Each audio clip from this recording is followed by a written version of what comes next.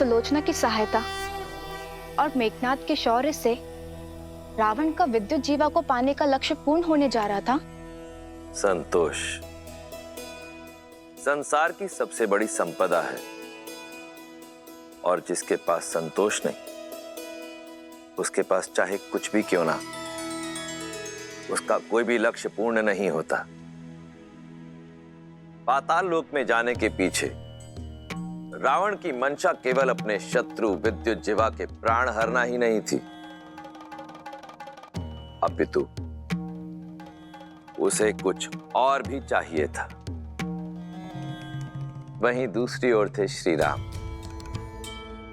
जिन्हें इस बात का संतोष था कि उन्होंने अपने पिता दशरथ और रघुकुल की मर्यादा का मान रखा था।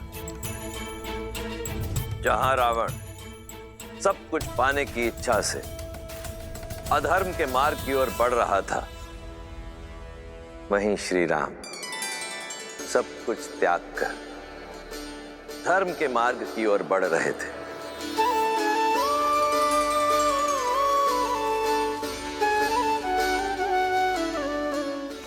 केवट ये है हमरे दशरथ नंदन श्री राम,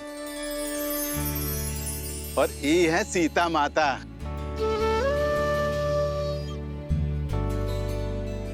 और वो है लक्ष्मण भैया। इको गंगा पार कराने का दायित्व अब तुम्हारा है। भली प्रकार से जाना था इन्हें।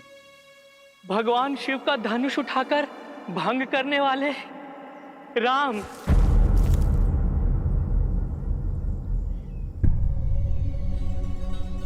ये क्या अनर्थ कर रहे हैं आप केवट भैया? अपने जीवन में अर्थ भर रहे हैं प्रभु।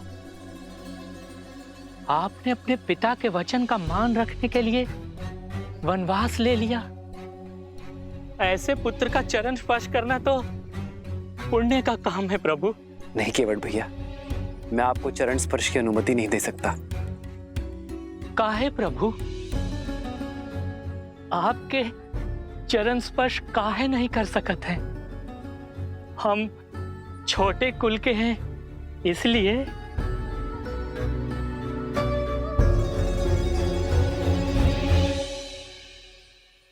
नहीं केवट भैया, क्योंकि आप आयु में मुझसे बड़े हैं इसलिए। मनुष्य से कुल बनता है, कुल से मनुष्य नहीं। और जैसे स्वयं प्रभु जीवों को संसार का सागर पार करवाते हैं, वैसे ही आज आप हमारे लिए हैं। हमें गंगा पार करवा दीजिए केवट भैया, आप हमारे लिए आदरणीय हैं। लेकिन फिर भी आपका चरण पखारे बिना हम आपको अपनी नैया में नहीं बैठाएंगे। केवट भैया, भैया कह रहे हैं ना कि वो आपसे चरण स्पर्श नहीं करवा सकते, फिर आप। नहीं भैया नहीं, हम प्रभु के बिना पग पखारे अपनी नैया में नहीं बैठाएंगे बस। ये हट का कोनो कारण तो होगा केवट? अरे बहुत ही बड़ा कारण है निषाद राज। इनके चरणों की धूल में माया है, माया। पाथर की मूरत को पांव की धूल लगी तो वो स्त्री बन बैठी। अरे कहीं हमारी नैया भी स्त्री बन बैठी तो? केवट भैया, मैं भी आप ही की तरह एक साधारण मनुष्य हूं। हमें ये गंगा पार करवा दीजिए। मैं वचन देता हूं आपकी नाव को कुछ नहीं होगा। तो हम भी कह रहे हैं ना, हमें अपने पांव धो लेने दो। दोहरी मार मारे जाएंगे प्रभु। एक ही नैया है हमरी, कहीं वो स्त्री बन गई तो पेट पालने का साधन तो जाएगा ही। घर पे हमारी पत्नी जीवित नहीं छोड़ेगी, कहेगी एक के रहते दूसरी ब्याह लाए। नहीं प्रभु नहीं, हम ये संकट मोल नहीं ले सकत हैं, नहीं। तो आप नहीं मानेंगे? जीवन भर लोगों को ई पार से ऊ पार तारते रहे। आज अपना जीवन तारने का अवसर मिला है तो कैसे खो दें प्रभु? ठीक है केवट भैया, मैं अपनी हार स्वीकार करता हूं।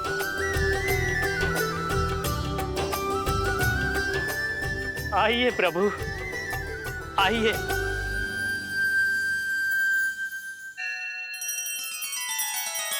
श्री रामचंद्र कृपालु भजु मन हरण भव भय दारुणम् नव कंज लोचन कंज मुख कर कंज पद कंजारुणम्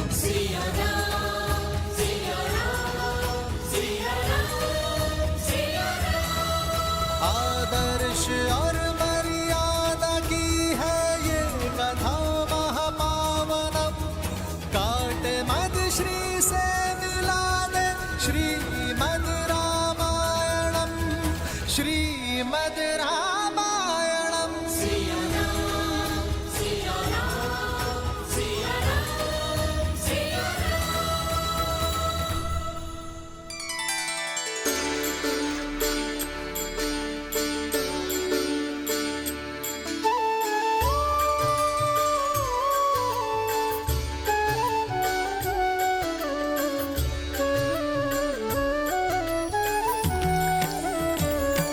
भज मन राम चरण सुखदाई भज मन राम चरण सुखदाई भज मन राम चरण सुखदाई भज मन राम चरण सुखदाई भज मन राम चरण सुखदाई भज मन राम चरण सुखदाई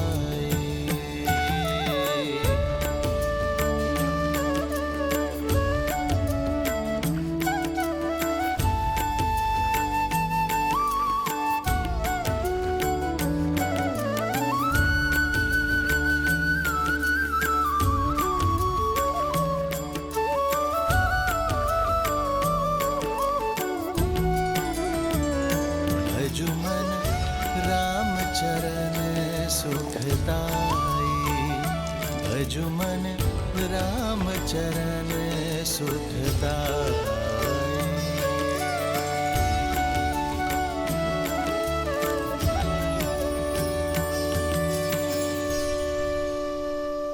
लीजिए प्रभु, आपकी गंगा धारा पार हो गई और आपकी सेवा करके हमारी जीवन धारा भी। आपकी सहायता के लिए बहुत बहुत धन्यवाद केवट भैया। इसे स्वीकार कीजिए। नहीं प्रभु नहीं, हम ही नहीं ले सकते हैं। लेना तो होगा केवट भैया, ये कार्य आप अपने परिवार के लिए करते हैं, पारिश्रमिक तो लेना होगा। प्रभु, कुछ कार्य परिवार के लिए नहीं, आत्महित के लिए किए जाते हैं प्रभु। एक बड़े भाई की भांति आपने हमारी सहायता की है। ये छोटा भाई बड़े मन से एक बड़े भाई को भेंट देना चाहता है, मना मत करिए केवट भैया। कुछ देना ही चाहते हैं तो पुनः दर्शन देने का आश्वासन देके जाइए। आप वचन दीजिए कि जब 14 वर्ष का वनवास काट कर लौटेंगे तो आपकी नैया हम ही खेएंगे प्रभु। वचन दीजिए।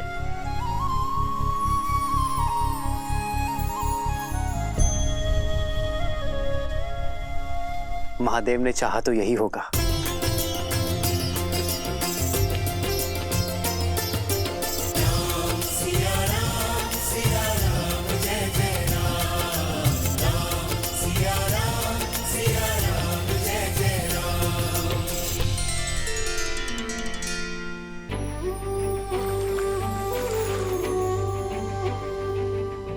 हे गंगा मैया, आप पावन पतित हो, हमें इतनी शक्ति और आशीष देना कि हम अपने धर्म मार्ग से कभी पतित ना हो।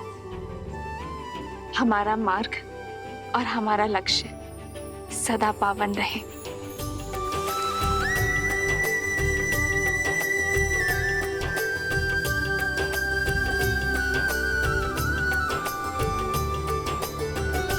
आओ सीता।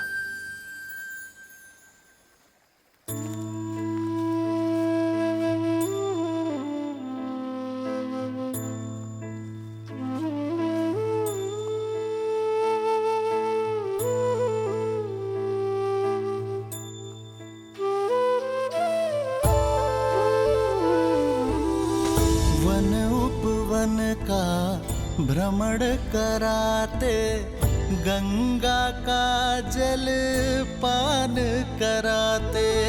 नियति कैसी, सीते। कैसी विपदा लाई, नियति कैसी विपदा लाई। राम सिया राम जय जय राम। राम सिया राम जय जय राम। राम सिया राम जय जय राम। राम सिया राम जय जय राम। राम सिया राम जय जय राम। राम सिया राम जय जय राम। हो राम सियावन पग पग फिरते, लक्ष्मण हर क्षण सेवा करते। कष्टन सहते, कष्टन सहते श्री रघुराई। कष्टन सहते श्री रघुराई।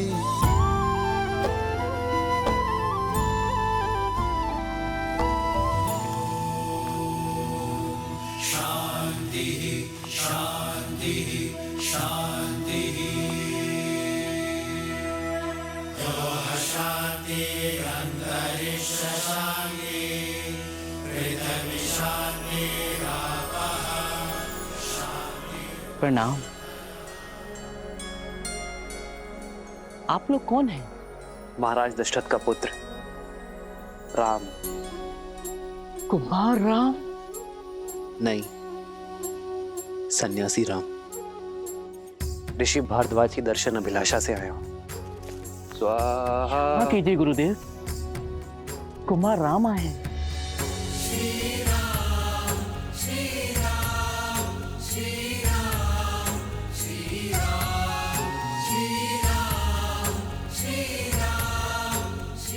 प्रणाम ऋषिवर। आयुष्मान भव।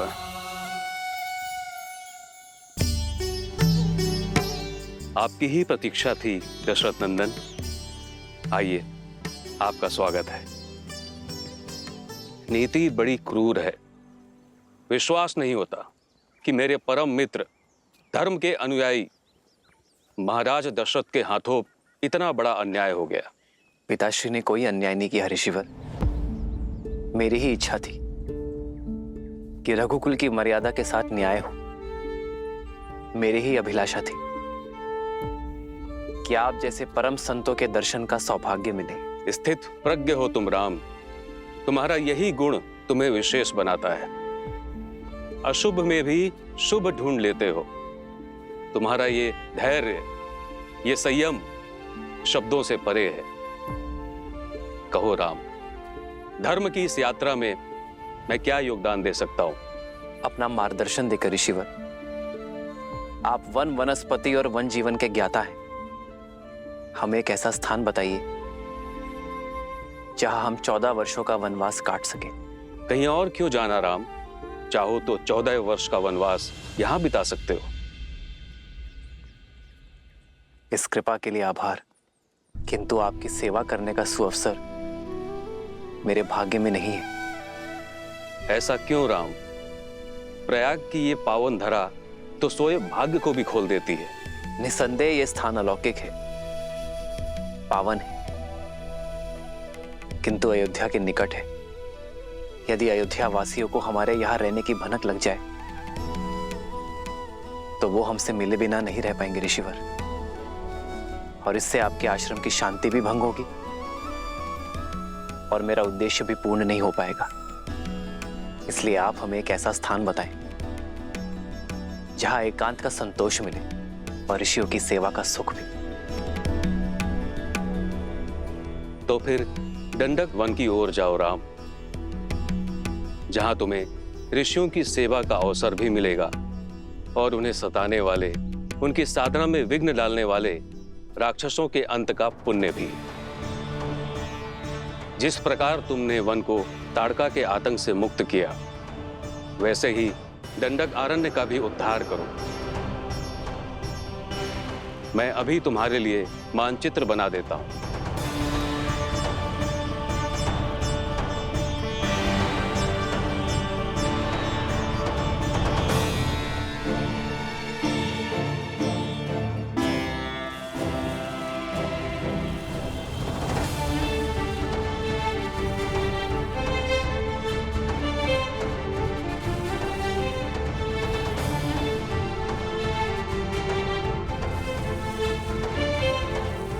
ये है प्रयाग, जहां पर हम अभी हैं।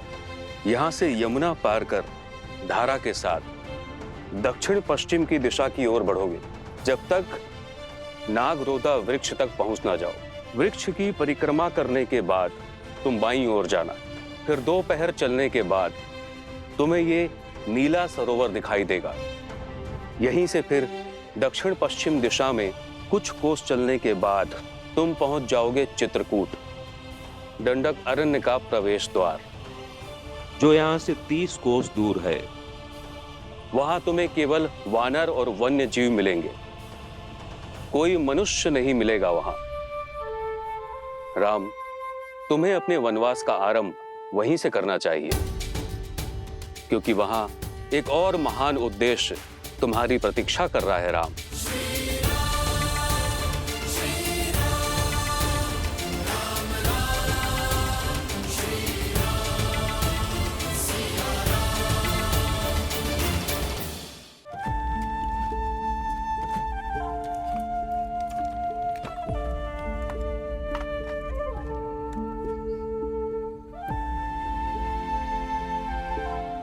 नौका तैयार है श्री राम।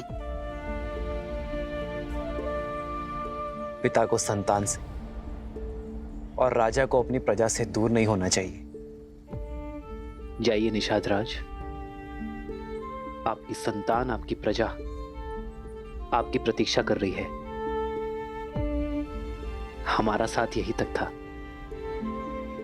ऐसा ना कहिए, ये वन जितना सुंदर दिखत है उतना ही जटिल और घातक है। हम यहाँ पले बड़े हैं, हमको आपका मार्गदर्शन करने की अनुमति दीजिए। हमसे यही सुख ना ही छीनिए श्री राम।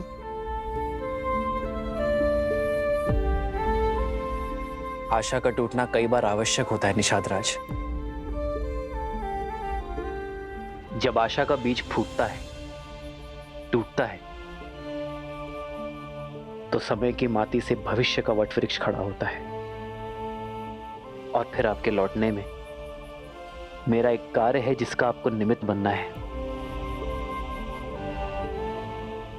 मेरा अनुज भरत शीघ्र ही अयोध्या का राजा बनेगा, और जब तक वो अपना साम्राज्य स्थिर ना कर दे अयोध्या की सीमाओं को, मेरे मित्र निषाद राज की निगरानी की आवश्यकता होगी। काहे इतना कठिन मार्ग चुन रहे हैं श्री राम? धर्म का मार्ग है निषाद राज, इतना सरल कैसे हो सकता है? जिस प्रकार भट्टी में लोहा तपकर और दृढ़ बनता है और सोना कुंदन, वैसे ही कठिनाइयां एक पुरुष को पुरुषोत्तम बनाती हैं। जाइए, अपना धर्म निभाइए, अपनी प्रजा की सेवा कीजिए, और हां, हमारे मार्ग के बारे में किसी से कुछ मत कहिएगा। किसी को हमारे पीछे मत आने दीजिएगा। जैसी आज्ञा श्री राम। ये गुहा ना कोनो को आपके समीप आने देगा और ना आपकी अयोध्या के अपने प्राण देकर भी अपना वचन निभाएगा।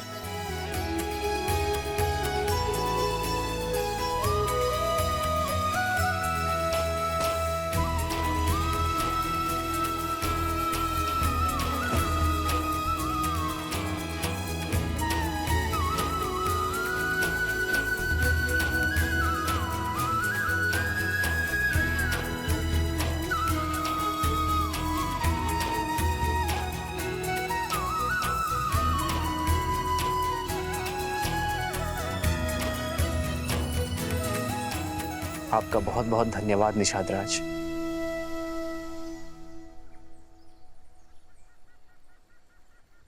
आओ सीता।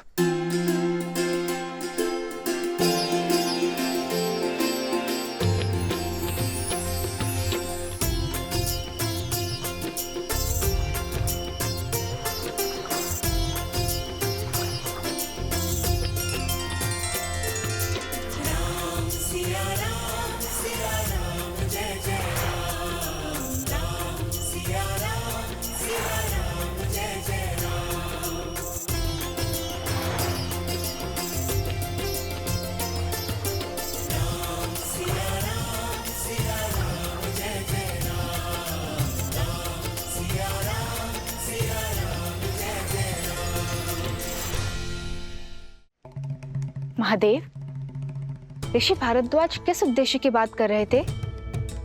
ऐसा क्या होने वाला है चित्रकूट में श्री राम के साथ?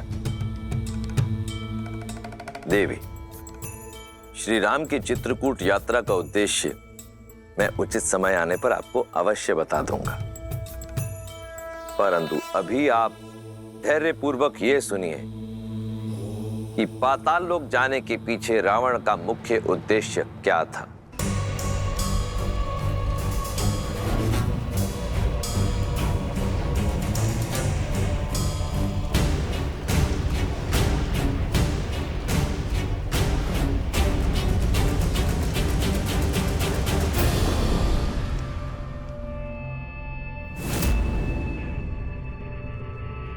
हम दक्षिण की तरफ से आक्रमण करेंगे।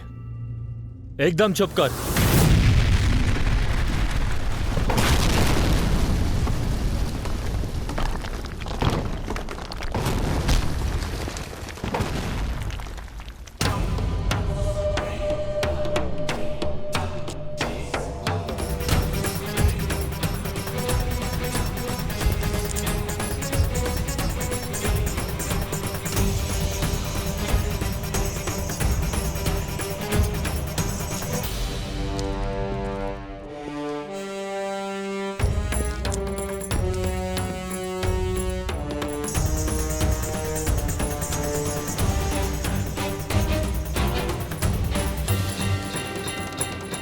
लंका का स्वर्ण सपना देखने का समय समाप्त हुआ।